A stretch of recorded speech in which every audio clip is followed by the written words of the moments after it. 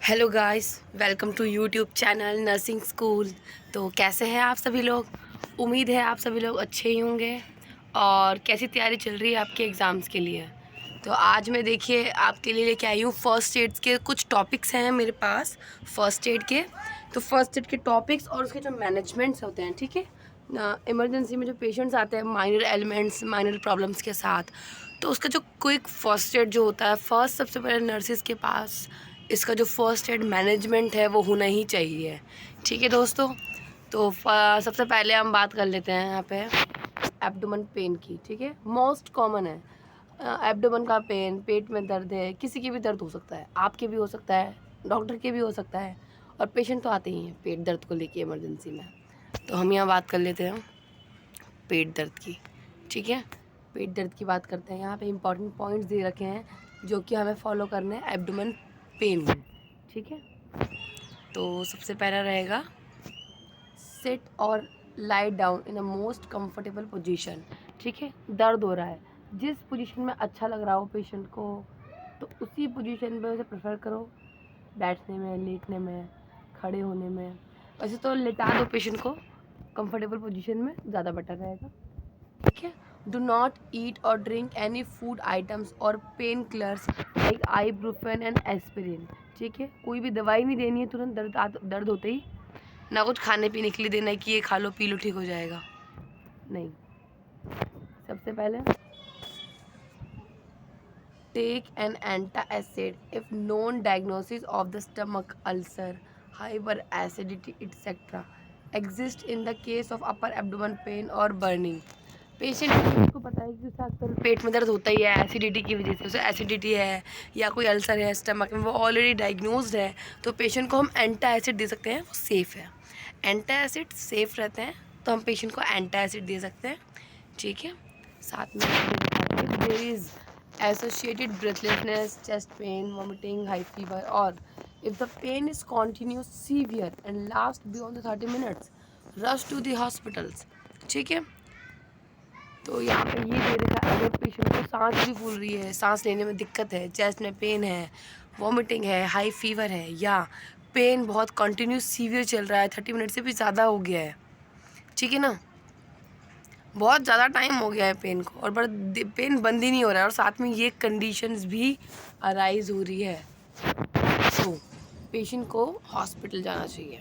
ठीक है, तो ये हमारा फर्स्ट एड का मैनेजमेंट हो गया। हम नेक्स्ट बात कर लेते हैं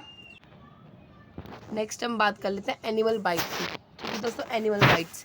तो एनिमल बाइट में बहुत सारे एनिमल्स हैं जो काट लेते हैं रास्ते में, जैसे कि कुत्ता है, बिल्ली है, बंदर है। ठीक है, कुत्ता, बिल्ली, बंदर, सांप, तो बहुत सारे एनिमल्स हैं जो काट लेते हैं। तो उसके बाद सबसे पहला जो मैनेजमेंट है हमारा, हमें ये देखना चाहिए रीएश्योर द पेशेंट। ठीक है, पेशेंट को रीएश्योरेंस देना चाहिए, उसे सपोर्ट करना चाहिए। साथ ही साथ नेक्स्ट हमारे ये है wash the wound under the running water for 5 to 7 minutes.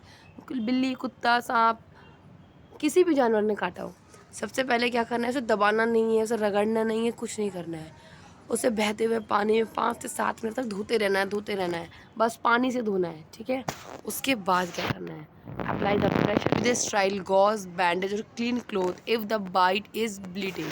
ठीक है, अगर ऐसा है कि जो आपकी जहाँ पे काटा है जानवर ने, ठीक है, एनिमल बाइट जहाँ हुआ है आपका, वहाँ कॉन्टीन्यू ब्लीडिंग हो रही है, अगर आप हॉस्पिटल में हैं तो स्टाइल गॉज बैंडेज यूज़ कर सकते हैं। अगर बीच रोड में या घर में हैं आप, तो आप क्या करेंगे, साफ़ सुथरा जो क्लीन क्लोथ होगा उसे लेकर उस ब्लीडिंग साइट में प्रेशर अप्लाई करेंगे। ठीक है, प्रेशर अप्लाई करेंगे ताकि ब्लीडिंग रुक जाए। एंड साथ में cover with sterile gauze and bandage, bleeding रुकने के बाद उसे कवर कर देना है स्ट्राइल गॉज या बैंडेज से। Visit a doctor at the early, जितने जल्दी हो सके डॉक्टर से विजिट करना है। ठीक है दोस्तों, ये एनिमल बाइट के मैनेजमेंट थे। अब हम नेक्स्ट चलते हैं। ठीक है, नेक्स्ट पे हम बात कर लेते हैं। नेक्स्ट हमारा है यहाँ अस्थमा अटैक। ठीक है, अस्थमा वाले पेशेंट को अटैक आ सकता है। अटैक में क्या क्या सिम्टम होते हैं, पेशेंट को ब्रेथलेसनेस होती है, डिस्निया होता है। ठीक है, काफ़ी ज़्यादा पेशेंट परेशान होता है, एजिटेटेड होता है, इरिटेटेड होता है बहुत ज़्यादा। तो उस कंडीशन में हमें पेशेंट को क्या करना है, ठीक है, यहाँ देख लेते हैं। Attack of asthma, reassure the patient, get the patient into a well ventilated open area, ठीक है। घर पे हैं तो खिड़कियाँ वगैरह खोल दे, गेट खोल दे, या पेशेंट को बाहर लेकर आ जाए, ठीक है। वेल वेंटिलेशन वाले रूम में या एरिया में लेकर आए, ठीक है। पहला ये स्टेप है। And second is sit the patient in a comfortable upright posture and do not ask them to lie down, okay। upright posture दोस्तों कौन सा होता है आप सब जानते होंगे। upright posture ये होता है, यहाँ पेशेंट का हेड होगा, ठीक है, यहाँ लेग्स होंगे, पेशेंट को ऐसे अपराइट पोजीशन देनी है, ठीक है। ये जो पोजीशन मैंने देख रखी है, पेशेंट को अपराइट पोजीशन में बेड पे अपराइट पोजीशन देनी है, या आप चेयर पे बिठाएं, ठीक है। ये अपराइट पोजीशन हो गई। And do not ask them to lie down, ठीक है। पेशेंट को नहीं बोलना है कि वो लेट जाएं, ठीक है, क्योंकि पेशेंट को लेटना नहीं है, लेटना नहीं है पेशेंट को अपराइट पोजीशन बैठे रहना है। पेशेंट की जो टाइट क्लॉथिंग है अराउंड द चेस्ट नेक जो भी है उसे लूज़ कर देना है, ठीक है। And ask the patient to take 2 to 4 puff of the inhaler. जो भी पेशेंट अस्थमा का पेशेंट इनहेलर यूज़ करता है, वो जो भी इनहेलर यूज़ करता है 2 से 4 पफ जो है इनहेलर के दे दो एट इंटरवल ऑफ 1 मिनट्स, ठीक है। In the case of no relief the patient can repeat another set of 2 to 4 puff. अगर पेशेंट को रिलीफ नहीं मिला है पहले इंटरवल से तो 1 से 2 बार फिर से इंटरवल आप ये रिपीट कर सकते हैं, ठीक है। And if still no relief तो आपको क्या करना है, आपको एम्बुलेंस बुलानी है और डॉक्टर के पास विज़िट करना है इमीडिएटली। अगर पिछले 10-15 मिनट से कोई रिलीफ नहीं है, पफ को बार बार लेने से भी डॉक्टर के पास विज़िट करना होता है अस्थमा वाले पेशेंट को। ये मैनेजमेंट है अस्थमा का। हम नेक्स्ट बात कर लेते हैं फर्स्ट एड की। अब हम यहाँ बात कर लेते हैं एंजीना की। एंजाइना, ठीक है दोस्तों, एंजाइना से आप सब लोग पहले से रूबरू हैं। एंजाइना जिसे हम चेस्ट पेन बोलते हैं, एंजाइना रिलेटेड हार्ट अटैक भी बोलते हैं। हार्ट अटैक से पहले एंजाइना एक सिम्टम भी होता है, ठीक है, जिसमें चेस्ट पेन होता है। तो अगर पेशेंट कॉन्शियस है, ठीक है, पेशेंट कॉन्शियस है तो क्या करना है, पेशेंट को कंफर्टेबल करना है। Make the patient sit down on the floor leaning against the wall, ठीक है।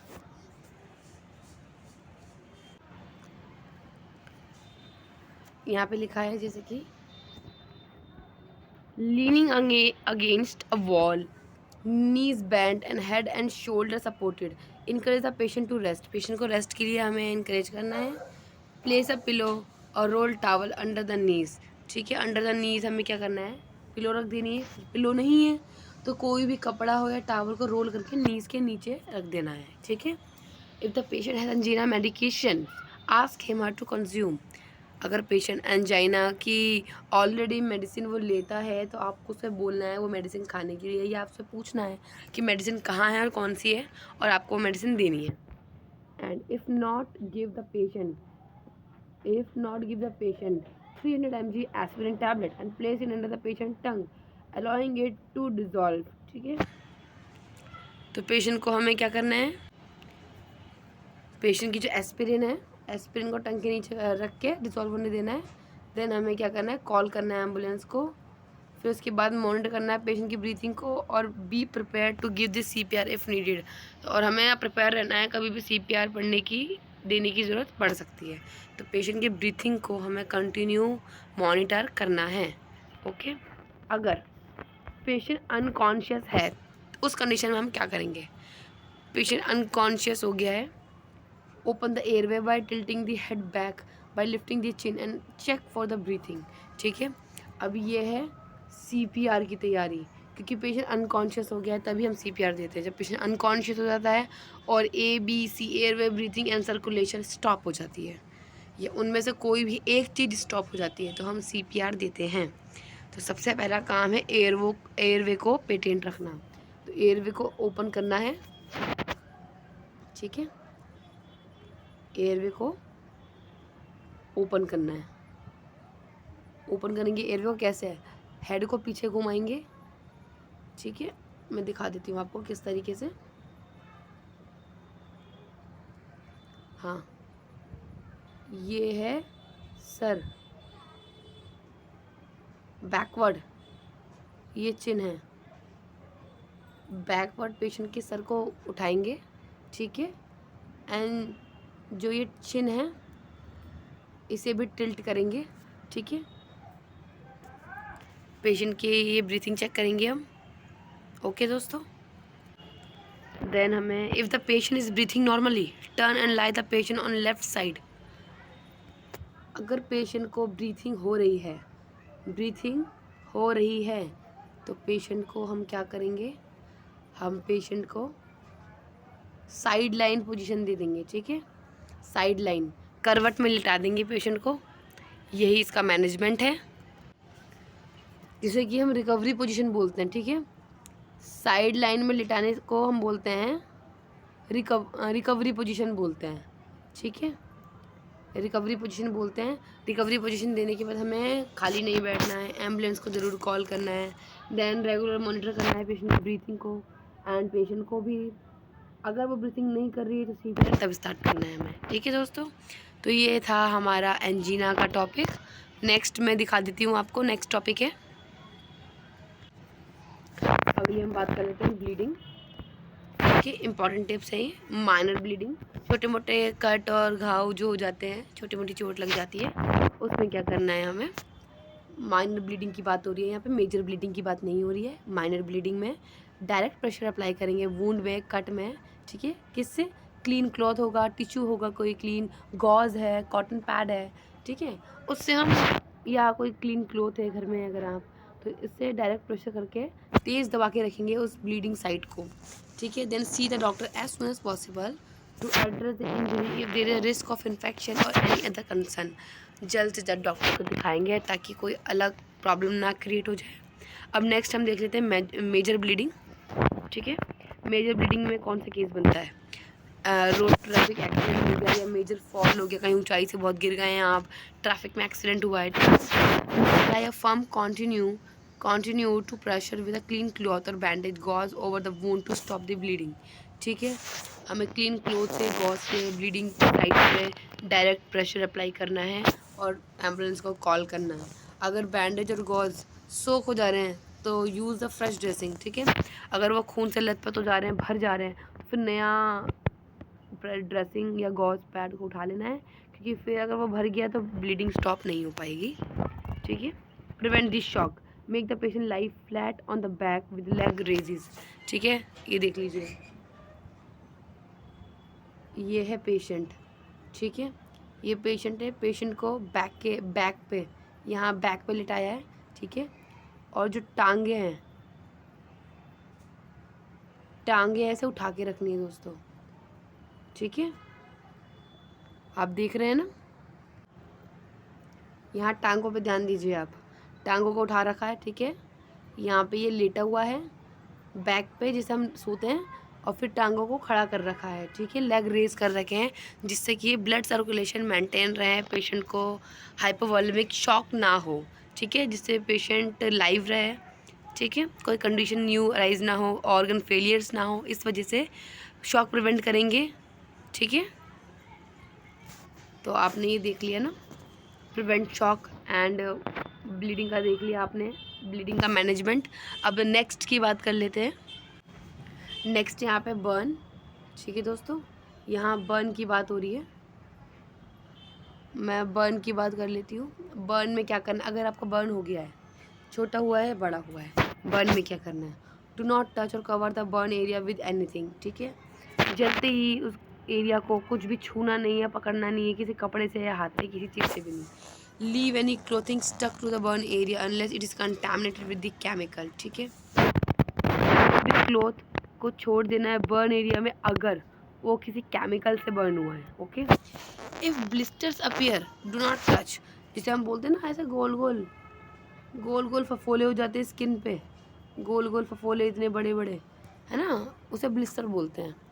तो वो ब्लिस्टर्स को टच नहीं करना है बिल्कुल भी, ठीक है, और ना फोड़ना भी नहीं है ब्लिस्टर्स को। Then place the burn area under running cold water for 10 minutes और टिल द पेन सेटल, ठीक है। जैसे ही हाथ कुछ भी जलता है हमारे बॉडी में, ठीक है, बर्न होता है, बर्न होते ही ठंडे चलते हुए पानी से रनिंग वाटर में क्या करना है, हमें उस एरिया को रखना है, सोक करना है, ठीक है।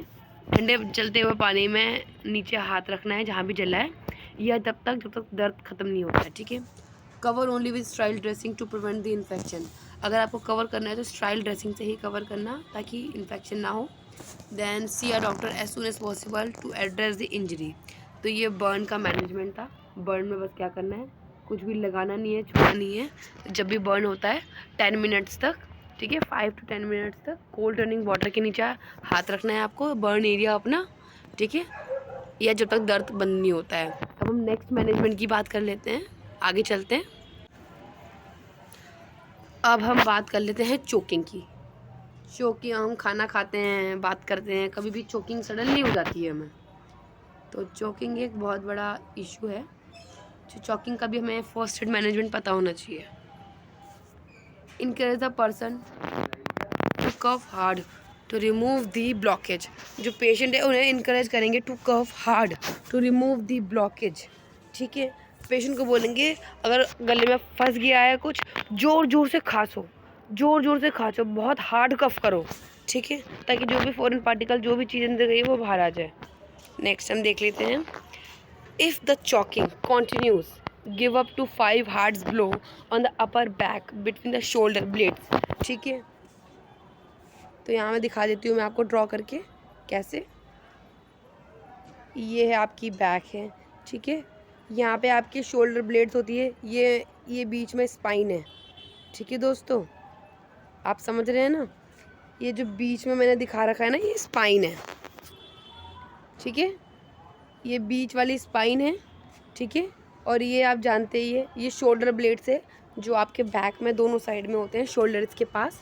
इसे स्कैपुला बोलते हैं मेडिकल टर्म में, और इसे शोल्डर ब्लेड्स भी बोलते हैं। तो इन्हीं के बीच में ये जो बीच वाला पार्ट है ना, यहाँ पे, ठीक है, आपको 5 हार्ड ब्लोज देने हैं, मतलब 5 बार थपकी देनी है ज़ोर ज़ोर से, और बहुत ही हार्ड देनी है, जितने भी आपके पास एनर्जी है। इतनी भी तेज़ नहीं करना कि भाई कोई दूसरी दिक्कत ही स्टार्ट हो जाए, ठीक है, लेकिन हार्ड ब्लो देना है आपको, ठीक है, शोल्डर ब्लेड्स के बीच में। इफ़ चॉकिंग कॉन्टिन्यू, अगर तब भी चॉकिंग कॉन्टिन्यू रहती है तो स्टैंड बिहाइंड द पर्सन, उस इंसान के पीछे खड़े होना है।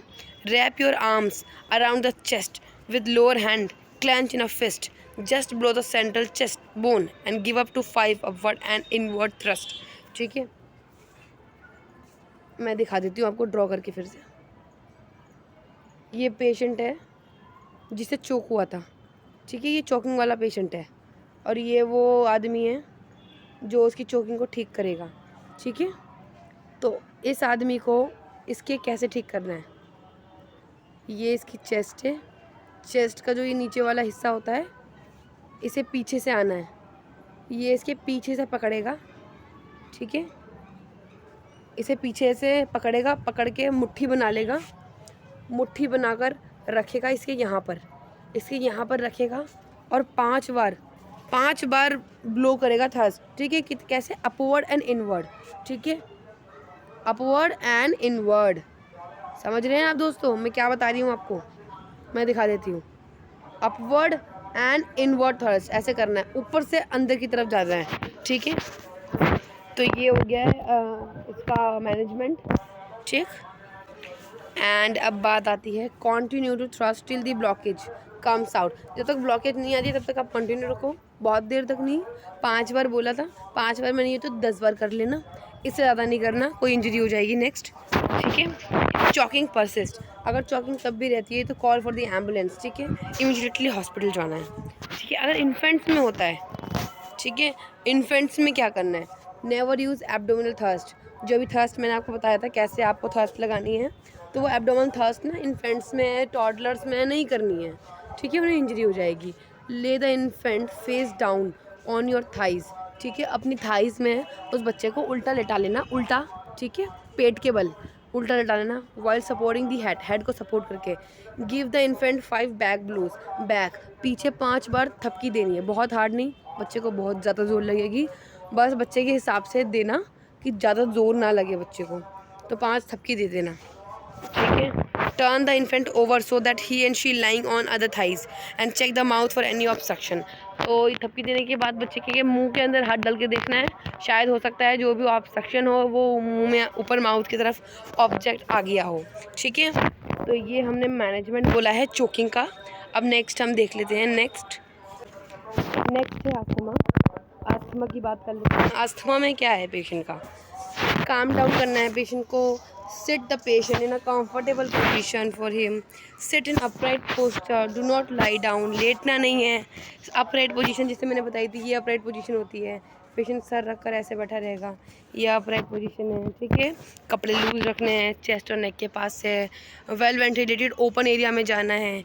इनहेलर अगर इन हैंडी है, हाथ में ही है या अपने पॉकेट में है, बैग में है, तो उसे पफ दे देना है। ठीक है, हर 1 मिनट के इंटरवल में 2 से 4 पफ दे देना है। अगर वो बेटर फील नहीं कर रहा है, डिज़ी फील कर रहा है, रिलीव नहीं हो रहा है, तो call for the ambulance. Okay दोस्तों, एम्बुलेंस को कॉल करना है।